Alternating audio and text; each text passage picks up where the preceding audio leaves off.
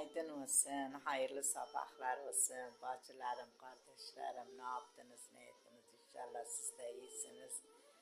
Mutfağıma hoş geldiniz, YouTube kanalıma hoş geldiniz, evime hoş geldiniz, sayın sevgili takipçilerim. Geri günaydın olsun. Bugün çarşamba, bugünkü videom canlarım benim. Dedim sizlerle bir konuşma yapayım, video atayım. Videolarımı beğenin, ablanıza destek olun, bacılarım, kardeşlerim, inşallah siz de iyisiniz. Kahvaltı edenler şekerine bal olsun.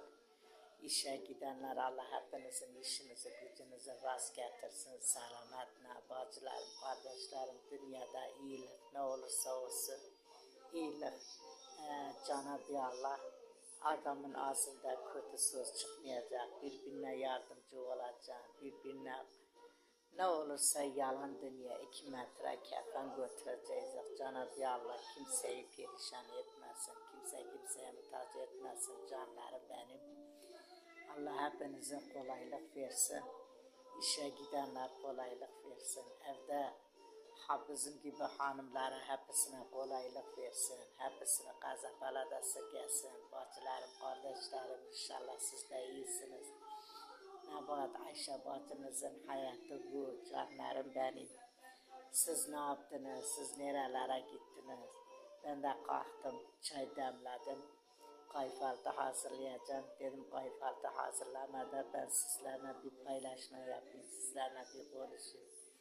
Hasta olanlara Allah yardımcısı olsun. Öğrencilere, okuyanlara Allah hepsine yardımcısı olsun. Bacılarım, kardeşlerim. İnşallah siz de iyisiniz. Ablanızı videolarını beğenin. Ablanıza destek olun canlarım benim.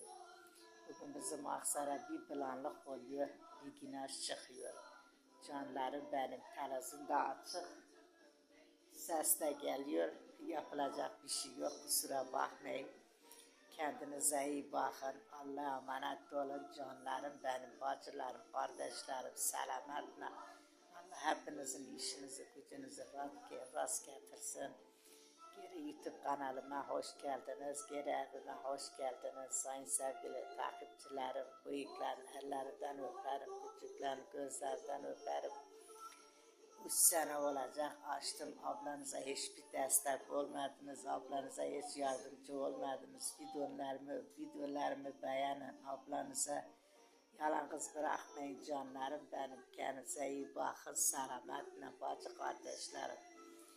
Hepinizin işinizi, gücünüzü rast getirsin. Kaza belada sirkesin. Hepinizin ağzınız tadını bozmasın. Kimse kimseye muhtaç olmasın canlarım benim, bacı kardeşlerim.